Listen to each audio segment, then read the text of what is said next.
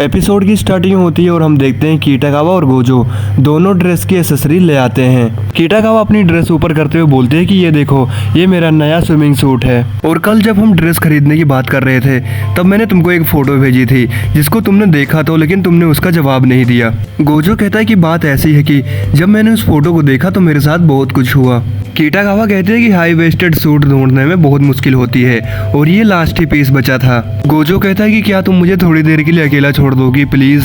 कीटागावा उसको छेड़ते हुए कहती है कि अरे क्या हुआ तुम्हें, तुम एक्साइटेड हो गई क्या। गोजो कहता है कि माफ़ी चाहता हूँ, स्विमिंग सूट बहुत अच्छा है लेकिन इस वक्त प्लीज़ मुझे छूना मत तुम।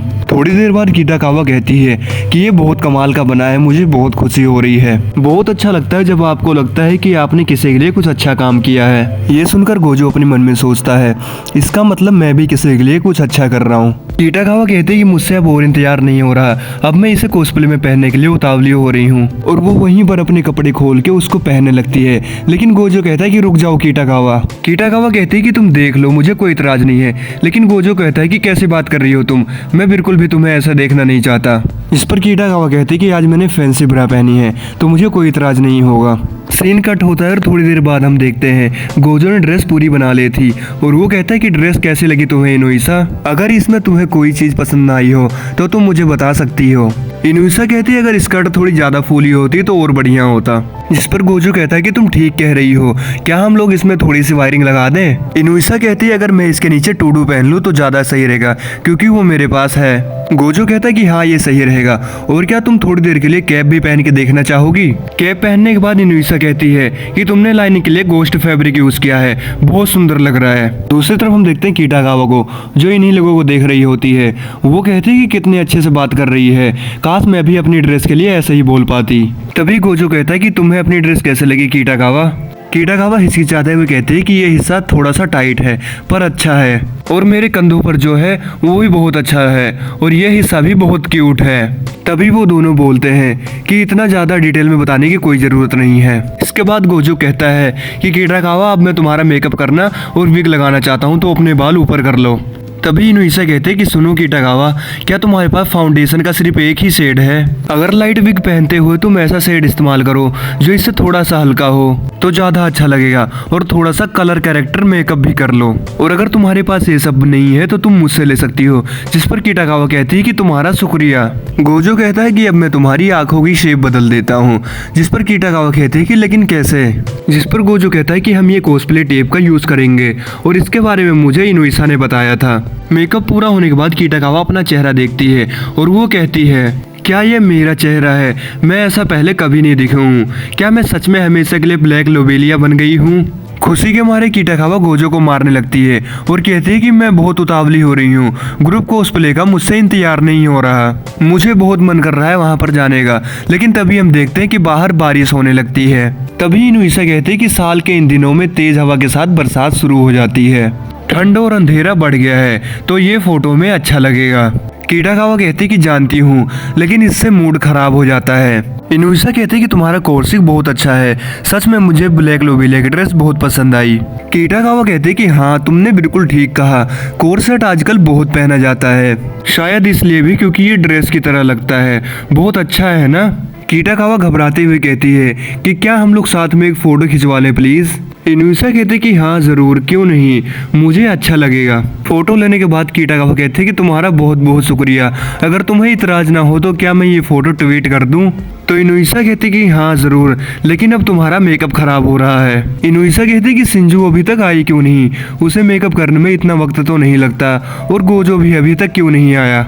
तभी गोजो और सिंजू वहाँ पर आ जाते हैं। गोजो कहता है कि मुझे माफ करना तुम्हें इंतजार करवाने के लिए। हम देखते हैं कि इनुइसा वहीं पे बेहोश पड़ी होती है, यानी कि वो ये सब अपने सपने में देख रही थी। होश में आने के बाद इनुइसा कहती है कि मुझे माफ कर दो, मैं आप लोगों के साथ जाना तो चाहती थी लेकिन उस वक्त मैं बेहोश हो गई थी। कीटागावा कहते हैं कि कोई बात नहीं, मैंने और सिंजू ने सारी जगह देख ली है। गोजो कहता है कि लगता है तुम्हारी तबीयत ठीक नहीं है, माफ करना मुझे पहले पता नहीं चला। इनुइसा शर्माते हुए कहते कि नहीं, मैं बिल्कुल ठीक हूँ।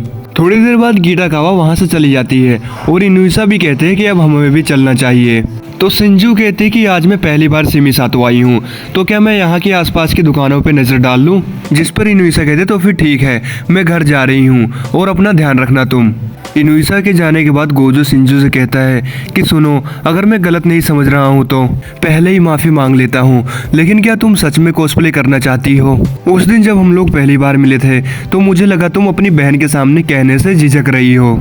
अगर तुम्हें बुरा लगा हो तो मैं माफी चाहता हूँ। जिसके बाद गोजो वहाँ से जाने लगता है, लेकिन तभी सिंजू कहती है कि असल में मैं एक कॉस्प्ले करना चाहती हूँ।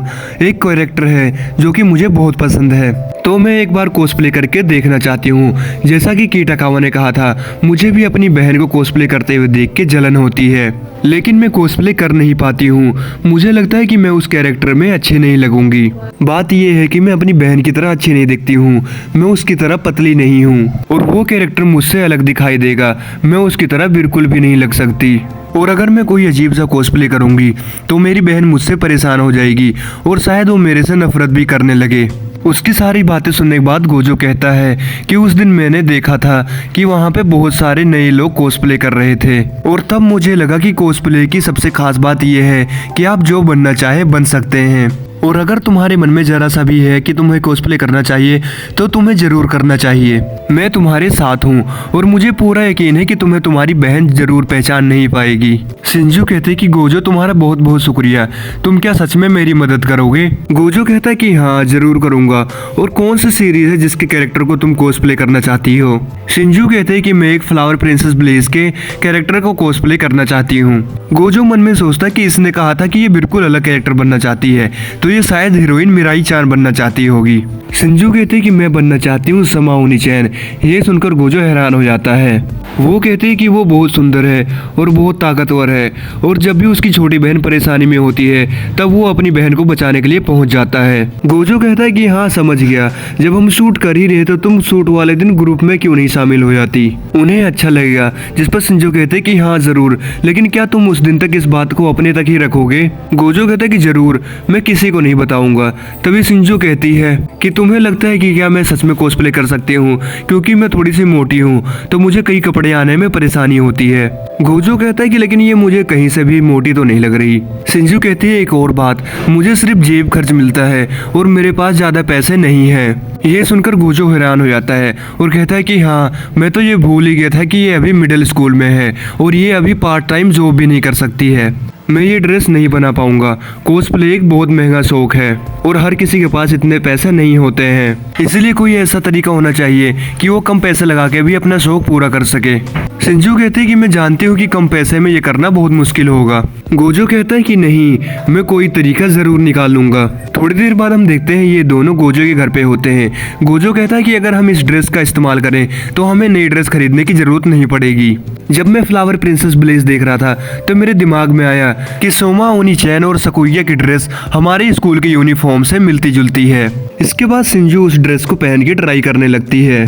गोजो बाहर खड़ा होकर सोच रहा होता है कि अगर कीटाकावा सोमा ओनी चैन को कॉस्प्ले करना चाहती तो क्या मैंने उसे अपनी यूनिफॉर्म पहनने को दी होती।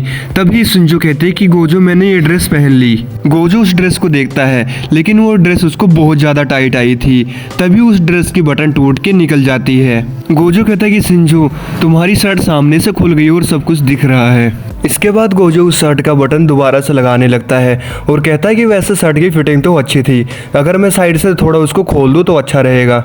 गोजो अपने मन में कहता है कि असली प्रॉब्लम तो है इसकी चेस्ट, हमें कुछ ऐसा करना पड़ेगा कि इसकी चेस्ट कम दिखाई दे और ये बिल्कुल लड़का ही लगे। लेकिन तभी गोजो के दिमाग में आता है कि सारा सेट रैप अगर हम इसका इस्तेमाल करेंगे तो ये लड़कों जैसे दिखेगी। रूम के बाहर खड़ा होकर गोजो सोचता है कि कीटाकावा ने तो दो ब्रा पहनी थी और एक कैरेक्टर जैसा दिखने के लिए लोग अपने चेहरे और शरीर में बदलाव ले आते हैं। ड्रेस तैयार होने के बाद सिंजू उसे पहन लेती है और कहते हैं कि मेरा पेट अब बाहर नहीं दिख रहा, लेकिन मेरी चेस्ट अभी भी दिख रही है। इसके बाद गोजो उसके सर का नाप लेने लगता है विग के लिए, लेकिन तभी उसकी कुछ ऐसी पोजीशन बन जाती है। गोजो कहता है कि मुझे माफ करना, मैंने ये जानबूझ करके नहीं किया। सीन कट होता है और हम देख पाते हैं गोजो विग ले आया था। वो सिंजू को भी बुलाता है इसके बाद गोजो डरते हुए विग की कटिंग करने लगता है। तभी वो अचानक से रुक जाता है और कहता है कि इसकी कटिंग करना काफी ध्यान से करने वाला काम है। सिंजू कहती है कि माफी चाहती हूँ, एक बात बताना, क्या तुम भी बिना झिझक के काम करते हो? वो कहते तुम इतनी शानदार ड्रेस बनाते हो, मुझे लगा कि तुम बहुत टैलेंटेड हो और कोई भी काम बिना झिझक के कर सकते हो। गोजो कहता है कि नहीं नहीं, ऐसी बात नहीं है, ऐसे बहुत से काम है जो मैं नहीं कर सकता हूँ। गोजो कहता है कि बात यह है कि हम ये बिल्कुल नहीं जान सकते हैं कि दूसरे के दिल में क्या है, क्योंकि हम सबकी अलग अलग परेशानियां हैं। इसके बाद गोजो शिंजो का मेकअप करने लगता है और हम आते हैं प्रेजेंट के सीन में, जहां पर किटाकावा और इनुइसा उन दोनों का इंतजार कर रहे थे। इससे हमें पता चलता है कि इनुइसा कोई सपना नहीं देख रही थी। जिसके बाद शिंजो अपनी बहन से घबराते हुए कहती है कि मैंने भी कॉस्प्ले करने की कोशिश की, तुम्हें बुरा तो नहीं लगा? और तभी इनुइसा शिंजो का हाथ पकड़ करके उसकी तारीफ करने लगती है। वो कहती है कि तुम कितने सुंदर लग रही हो, मैंने तो तुमको पहचाना ही नहीं। किटाकावा भी उसकी तारीफ करने लगती है। तभी शिंजू गोजो की तरफ देखती है और वो थोड़ी सी इमोशनल हो जाती है। तभी किटाकावा कहती है कि शिंजू तुम अभी भी लड़कियों की तरह दिख रही हो, तुम्हारा शरीर तो लड़कों की तरह है पर तुम्हारी चेहरे की स्माइल बिल्कुल लड़कियों की तरह है। वो कहते लेकिन फिर भी तुम बहुत अच्छी लग रही हो, प्लीज मेरे साथ एक फोटो ले लो। इसके बाद ये एपिसोड यहीं पर खत्म हो जाता है। और दोस्तों माफ करना, मेरी आवाज़ थोड़ी अलग सी होगी क्योंकि मेरी थोड़ी तबीयत खराब है, पर मेरी आप सबसे एक रिक्वेस्ट है, प्लीज़ जल्दी से 1000 सब्सक्राइबर करवा दो। मिलते हैं फिर अगली वीडियो में, तब तक के लिए बाय बाय।